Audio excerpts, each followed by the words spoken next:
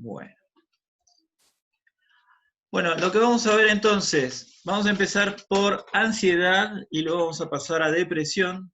Hay casos donde es necesario evaluar una u otra o ambas tipos de emociones, por lo cual uno de los mejores instrumentos que considero se pueden utilizar por todas las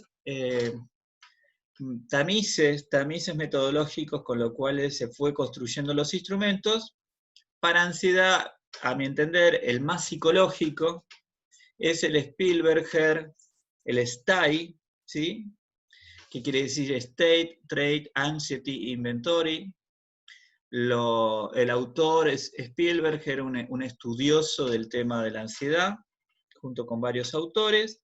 Y lo que tiene de interesante este instrumento es que pasó por muchas etapas de filtro, de ítems, hasta depurarlo lo máximo posible. Bueno, este instrumento, muchos de ustedes por ahí lo conocen, lo deben haber visto en la facultad, es un muy buen instrumento, miden tanto el estado actual de ansiedad como el rasgo ansioso de la persona. Una cosa es que el paciente esté nervioso durante la entrevista, pero que no es su rasgo, y otra cosa es que sea un rasgo más o menos permanente, que a lo largo de muchas situaciones y circunstancias presentaría este rasgo. Bueno, el state rasgo, una idea de Cattell, es que los individuos tienen una expectativa ansiosa cuando están bajo estrés.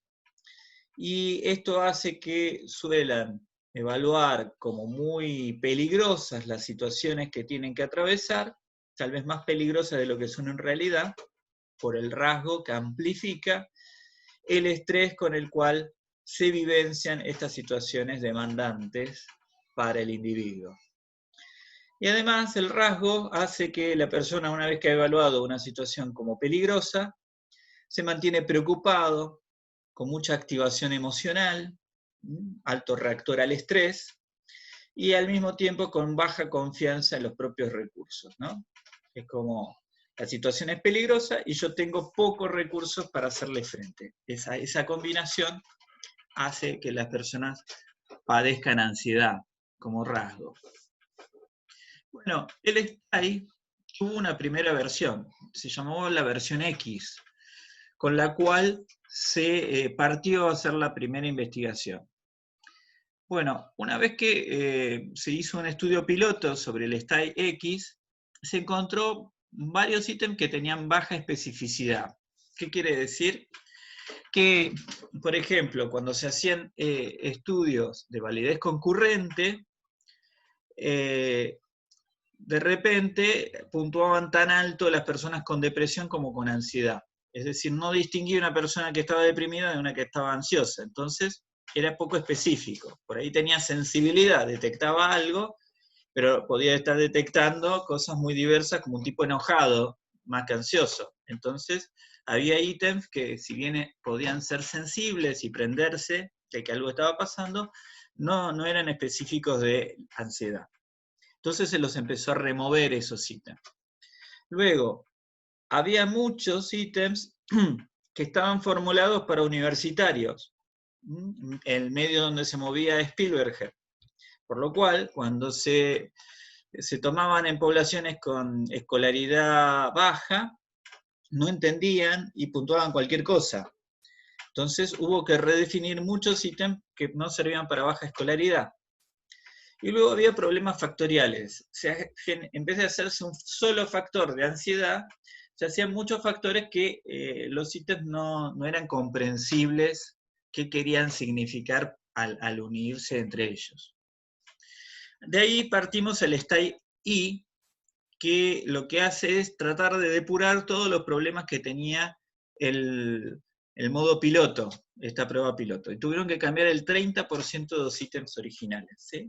Es decir, el 30% de la prueba fue removida y reformulada gracias a este estudio piloto. Es muy interesante, por eso me gustan los instrumentos que han pasado a veces 10 años en depurarse y pensarse, y pensar estas cosas como la baja escolaridad, ¿no? No dejarlo solamente para analizar un grupo muy circunscripto de personas, etc. Bueno, el STAI-I fue normatizado con una muestra de 1838 sujetos, mayoría varones que mujeres en este caso, y la muestra era bastante heterogénea en niveles de escolaridad, lo cual servía para ver si era comprendido por todos, si el lenguaje era lo suficientemente llano para que pudiera ser entendido por personas de escolaridades muy distintas. Bueno, para ubicar los puntajes percentilares, hay que sumar todos los puntajes de cada uno de los ítems, ¿sí? Y ver ese puntaje total, compararlo luego con las medias que sacaban los diferentes grupos. Bueno, la consigna tiene, en realidad, el STAI tiene dos partecitas, y uno puede omitir si solamente me interesa saber el STAI-estado. Si quiero ver el STAI-estado porque considero que la persona está muy ansiosa y quiero tomarle solamente estos ítems, tomo solo el STAI-estado. Si no me interesa el STAI-estado y me interesa el STAI-rasgo, puedo tomar solo el STAI-rasgo, o puedo tomar los dos. Ambas partes tienen dos consignas. El STAI-estado tiene una consigna donde se está enfatizando cómo se siente en este momento, como les muestro acá con el cursor. Entonces, se le explica que hay algunas expresiones que la gente usa para describirse a sí misma. Lea cada frase y coloque una cruz en el casillero que indique cómo se siente en este momento. También la consigna aclara que cuando hablamos de personalidad o cuando hablamos de cuestiones actitudinales no hay nada ni bueno ni malo, acá no hay ni uno es más inteligente o menos inteligente por cómo contesta, es decir, no hay contestaciones buenas o malas, no utilice mucho tiempo en cada frase para no estar intelectualizando, y trate de dar la respuesta que mejor describa sus sentimientos ahora, y todo esto está con mayúsculas para poder identificarlo. Entonces aparecen los primeros ítems, es bastante cortito, pero les muestro los primeros ítems del STAI-estado, donde tenemos una Likert de apenas de 4 opciones, nada, un poco, bastante o mucho, me siento en este momento, desde calmado, seguro, tenso, disgustado, a mis anchas, alterado. Como ven, hay ítems que están midiendo de forma directa. Me siento calmado. Bueno, si no me siento para nada calmado, esto va a valer 4, es decir, va a valer un puntaje mayor de ansiedad. Por la negativa me está indicando que no está calmado. Un poco vale 3, bastante vale 2, mucho vale 1. En cambio, los ítems, perdón, este es un ítem inverso, el que está en amarillo, ¿sí? Se mide al revés. El ítem directo, estoy tenso, nada vale 1, un poco vale 2, bastante vale 3 y mucho vale 4. ¿Está todo bien? ¿Sí? Ahí está. Bueno. Se suma toda la puntuación, ¿sí?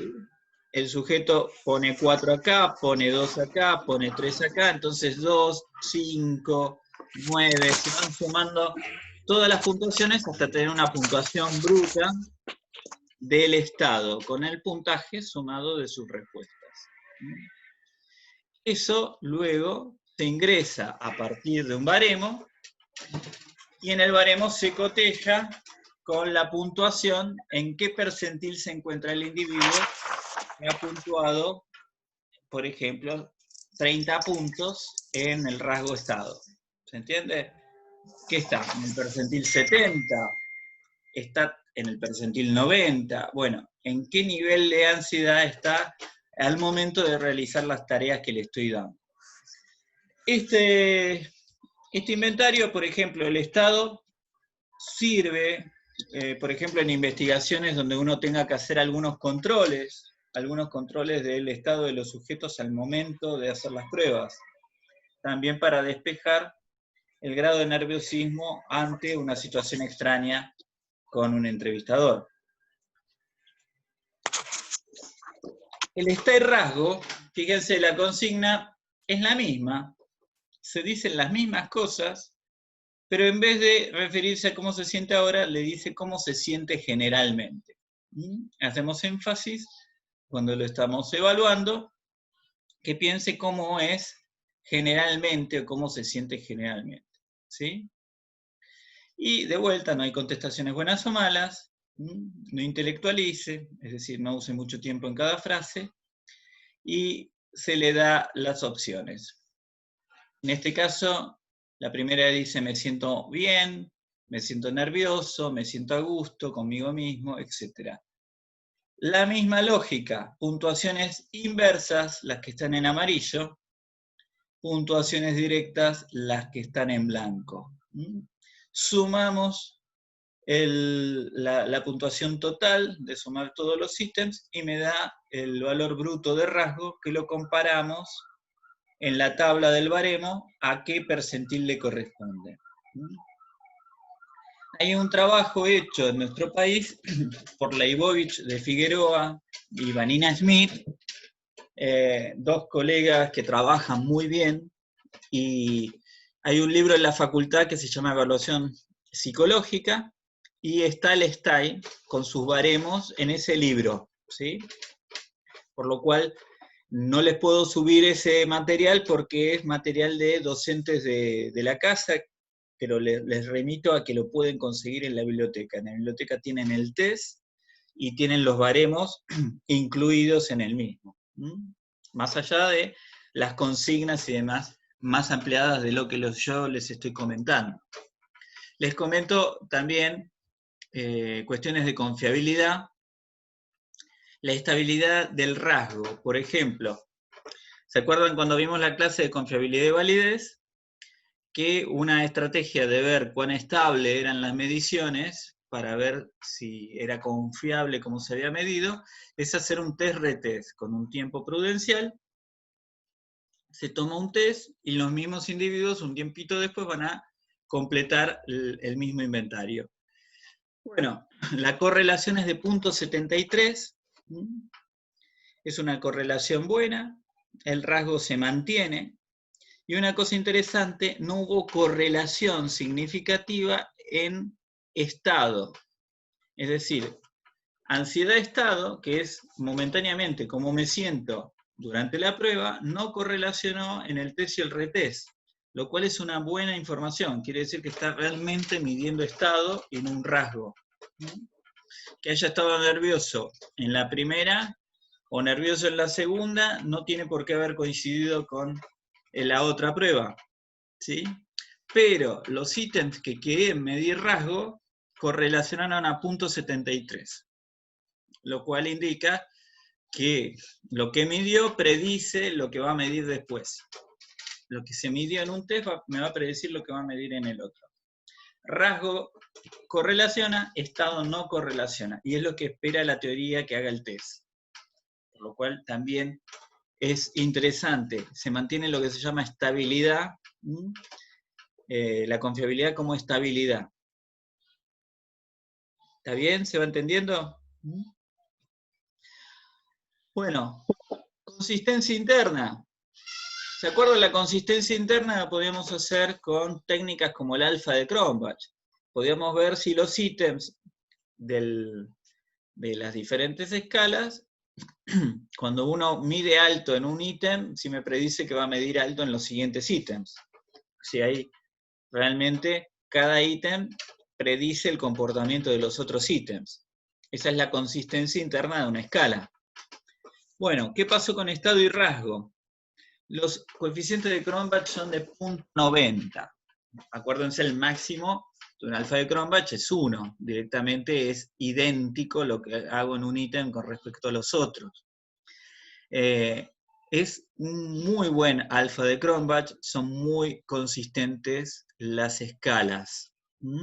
Fíjense que el estado es consistente en el momento, pero no en el tiempo, ¿sí? Pero en el momento en que el tipo estaba nervioso y completa el test, es consistente en todos los ítems. Pero lo toman el test dentro de 2 meses, y ya no está ansioso, y puntúa otra cosa. ¿Sí? Luego, otra prueba que utilizó Spielberger es la validez a través de un criterio externo, como por ejemplo ver pacientes con trastornos de ansiedad y población general. Las personas con trastornos de ansiedad deberían puntuar significativamente mucho más altas en rasgo, por ejemplo, o en estado, que el grupo de la población general. Bueno, sí, hubo sensibilidad para detectar trastornos de la ansiedad, las puntuaciones fueron significativamente mayores. Bueno, lo interesante, tenemos este test y ha sido adaptado por Leibovich de Figueroa y Smith, por lo cual se puede conseguir el mismo en el libro de evaluación psicológica de estas dos autoras. Más usual que medir ansiedad, no necesariamente ansiedad no es que no sea importante, sino que es menos usual, porque depresión, medir el estado de deprimido del comportamiento va a ser mucho más frecuente porque va a estar incluido, yo creo que en toda evaluación neuropsicológica que hagamos, tenemos que medirlo. Bien, ustedes piensen que podemos hablar de depresión no como una tristeza pasajera, no como una tristeza que se va modulando en un par de días, sino de un estado crónico donde se va a instalar alguno de estos dos síntomas o los dos, que son el corazón de la depresión, el ánimo triste la mayor parte del tiempo, puede agravarse por las mañanas, puede agravarse por las noches, dependiendo del tipo de depresión, la anedonia, que es la incapacidad para experimentar placer, cosas que daban placer previamente, ahora se han desvinculado de esa capacidad, es como que no tienen sabor a nada, no pueden generar ese placer que otrora lo lograban en el individuo.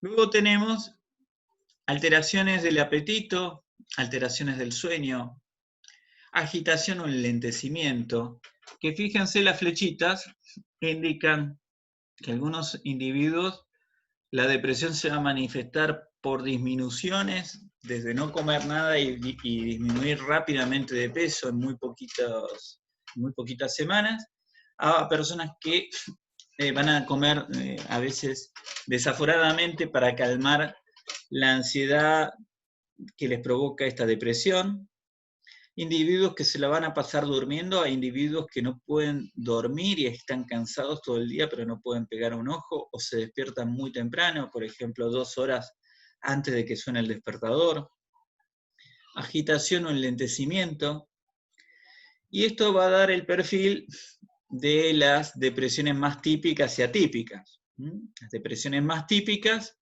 son las todas para abajo, el que pierde las ganas de comer, la que duerme poco, está sin poder conciliar el sueño, el que está enlentecido. Y las más atípicas, el tipo está agitado, duerme mucho, come demasiado, como depresiones más atípicas y a veces más asociadas con la bipolaridad. Luego tenemos otros más relacionados con la volición, como fatiga, disminuciones de la concentración a nivel cognitivo, que en general están disminuidos en los procesos depresivos. Lamentablemente, las que nos preocupan siempre, a todo lo que atendemos en salud, son la ideación suicida y la sensación de inutilidad o culpa, que hacen muy riesgoso el que estos estados se mantengan sin cambio, ya que el paciente puede tomar decisiones muy poco afortunadas bajo este estado mental. Bueno, y acá tenemos visto, en vez de una foto, una visión longitudinal de cómo un paciente puede estar normal, en una fase premórbida, y progresivamente se fue metiendo en un episodio agudo depresivo, donde pasan todos estos síntomas que les acabo de mencionar, momentos de remisión, mezclados con episodios agudos, crisis parciales, donde la depresión es una distimia, y los episodios que, de no tratarse, suelen empezar no solamente a durar más en el tiempo, sino que son más intensos que lo que eran inicialmente, ¿sí? Y esto se va agravando y va generando, además de un deterioro cognitivo, un deterioro en la salud que puede acortar la vida del paciente no tratado o maltratado, es decir, sin tratamientos eficaces para la depresión. Bueno, en depresión los psiquiatras suelen utilizar el Hamilton, los psicólogos nos gusta mucho más el BDI porque es un instrumento más psicológico y nos interesa más. Tenemos una adaptación para nuestra población, tal cual eso lo hace muy interesante. Tenemos la versión 2 del BDI, del Beck Depression Inventory, y está adaptado a nuestra población. Y les voy a contar cuáles fueron las pautas para adaptarlo. Aclaremos que tiene sensibilidad alta y especificidad. Es decir, detecta, los ítems detectan y son específicos de depresión. Bueno, primero, ¿qué se hizo? Se hizo una traducción, no una, sino dos traducciones diferentes. Se utilizaron dos personas angloparlantes nativas que la tradujeron del inglés al español, y luego otra persona distinta retradujo esa traducción al inglés. Y se vio cuántos cambios se habían producido de una traducción a la retraducción. ¿Se entiende? Del inglés original se lo tradujo en dos versiones distintas al castellano. De esas dos versiones en castellano se las retradujo al inglés. Y se quiso ver cuánto habían variado los ítems de una versión a la otra. Bueno, se eligió aquella traducción que menos modificaciones había introducido en la retraducción, que era más fiel al original. Se utilizó también una muestra de pacientes externos, pacientes con depresión pero ambulatorios, y voluntarios de la población general sin depresión para ver las puntuaciones en el test. Bueno, acá es para mostrarles que tanto los pacientes externos, ¿sí? Una muestra de pacientes deprimidos, pero que no están internados, sino que vuelven a su casa después del tratamiento, tienen características muy similares que la población general que también participó, ¿sí? En el caso de los pacientes, hay más proporción de mujeres que de hombres. Esto es un dato que suele correlacionarse en muchas poblaciones. Suele haber de 2 a 3 mujeres deprimidas por un hombre deprimido, en la depresión unipolar, ¿sí? Y uno lo puede ver en la muestra, ¿no? Y acá, en cambio, hombres y mujeres, fíjense, es mucho más equitativo en la población general. Pero todo lo que tiene que ver con niveles de educación civil y edad se mantiene bastante parecido en cada una de las muestras. Fíjense, una media de 34 años con un desvío de 13, 33 años con un desvío de 1,9. Bueno, son edades similares. En la población general hay menos dispersión. Bueno, acá repetíamos lo de la traducción-retraducción, simplemente les quiero mostrar cómo, fíjense, esta retraducción cambió solamente 37,7, 38 ítems cambió. Perdón, permanecieron idénticos, solamente el 37% del test permaneció idéntico. Cambió casi más del 60% del test, fue modificado en la retraducción. En cambio, permaneció idéntico en la retraducción el 72% de este otro traductor que lo convirtió al castellano. Por eso, esta fue la opción que fue elegida. La segunda opción fue la elegida, que se mantuvo más fiel a la original, y se la pudo traducir al español, tratando de conservar el espíritu original del test de Beck. Bueno, ¿qué pasó con la estabilidad? Bueno, miren la estabilidad de los 10 días, la correlación es de 0.90. Muy intensa la correlación. Lo que marcaron los pacientes en el test y en el retest fue muy similar. Tiene estabilidad el test, no tiene baja. Es confiable en cuanto a su estabilidad. En cuanto a su consistencia interna, si marcamos algún ítem alto, si eso me predice los otros ítems. Bueno, el alfa de Cronbach, 0.88, muy cerquita, 0.90, una buena consistencia. Lo que voy marcando en un ítem me va prediciendo lo que voy a marcar en los próximos ítems. Quiere decir esto. Las escalas son buenas en ese aspecto. Validez discriminante y factorial. Bueno, ahora, discriminante, porque podíamos ver escalas que miden algo similar, si correlacionan más alto que otras escalas que miden un rasgo diferente.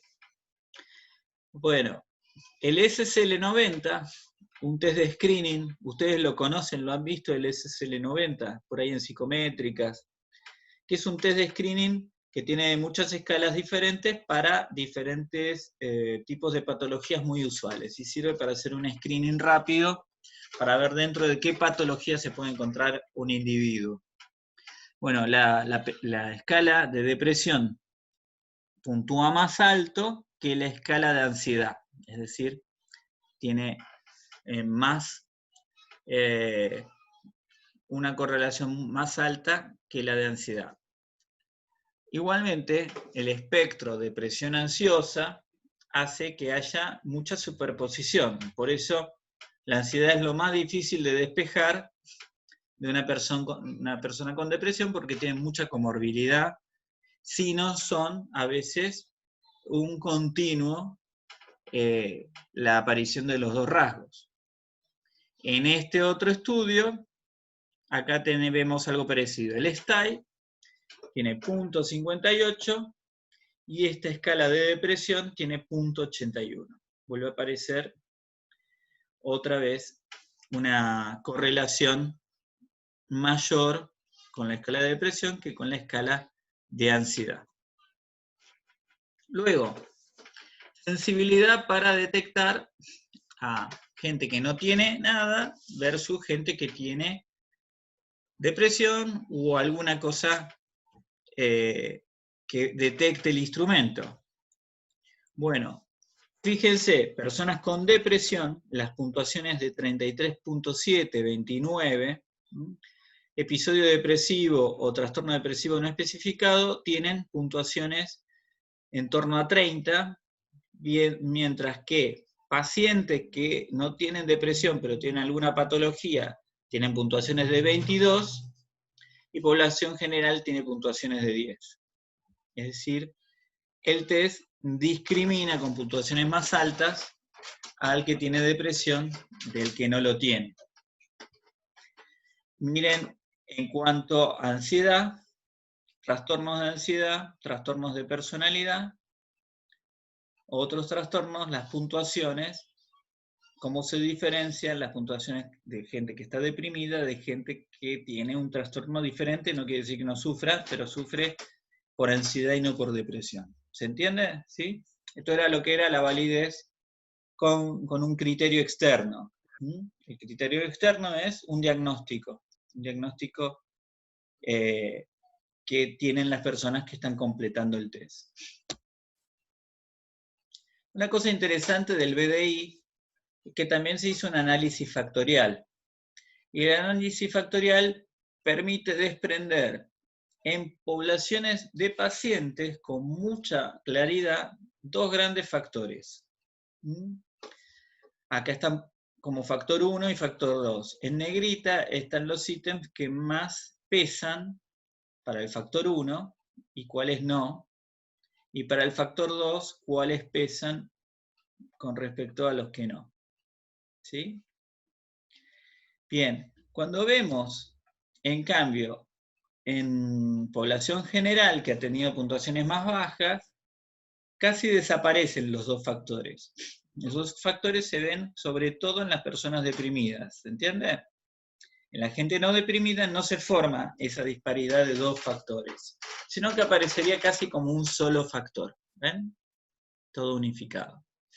Miremos los dos factores desglosados que podemos ver en personas que tienen puntuaciones altas en depresión.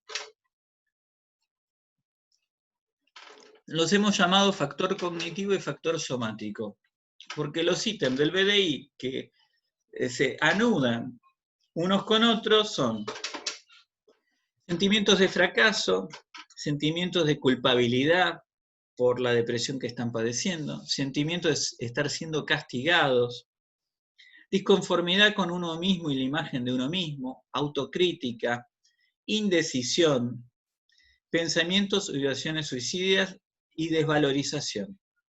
Fíjense una serie de ítems referidos a autovaloraciones que tiene para con su yo, para con su persona, el individuo, en contraste con el factor somático.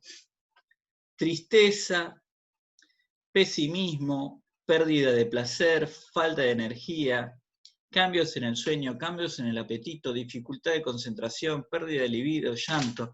Si uno es el factor somático, el individuo está padeciendo un estado fisiológico de la depresión, sin incumbencia de su yo, ni de su crítica o de su autovaloración. El factor somático, por ejemplo, el individuo está mucho menos incluido en lo que está padeciendo que el factor cognitivo, donde está redundando en una cuestión más de su experiencia. Bueno, son cuestiones que ver qué perfil tiene un paciente más cognitivo o somático también puede ayudar en una postura, en un tratamiento. Si es una depresión también más endógena o una depresión más de estilo existencial. Veamos cuestiones por sexo. Las puntuaciones de las mujeres y de los hombres en la población de pacientes fue más alta. La media de mujeres puntuó más alta que la de hombres, 23 puntos contra 19, con un desvío de 11 y un desvío de 9. Las diferencias son significativas cuando hacemos una TD Student. No se presentaron diferencias por edad en la población general ni en la de los pacientes. Una cosa interesante, no es que las personas mayores estén más deprimidas que las más jóvenes, ni que las más jóvenes están más deprimidas que las más ancianas. La depresión en población general ni en población de pacientes estaba relacionada con la edad. Este es el libro donde salió publicado la adaptación local. Se los pongo acá como imagen por el que quiera conseguir toda esta información que les estoy dando y el inventario, que es el libro donde se adaptó a la población argentina el inventario. Bueno, ¿cómo son las instrucciones del BDI? Por ahí yo les cuento algunas cosas que muchos por su experiencia ya lo han tomado o lo conocen, pero vamos a repetirlos por las dudas. Bueno, son 21 grupos de enunciados. Va a haber un enunciado con varias opciones, ¿sí?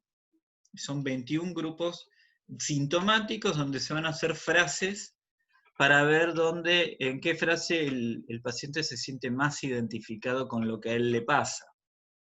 Entonces se le pide al individuo, lea cuidadosamente cada uno de los enunciados, de cómo se ha sentido usted en las últimas 2 semanas, incluyendo el día de hoy, y marque con un círculo el número que corresponde al enunciado elegido. Una cosa interesante, si hay más de un enunciado que a usted le resuene, que sienta que es apropiado para su estado, marque todo lo que lo estén enunciando, lo estén reflejando. Ahora, sí, después hay algunos ítems que vamos a ver que verifique que no haya elegido más de un grupo donde son contradictorios los síntomas. Pero ahora vamos a ver esta segunda parte, se las explico un poquito más adelante. Por ejemplo, en tristeza. No me siento triste, además el puntaje está al lado, es fácil de corregir porque ni siquiera hay que recordarlo. Simplemente hay que ir sumando los puntajes que están acá.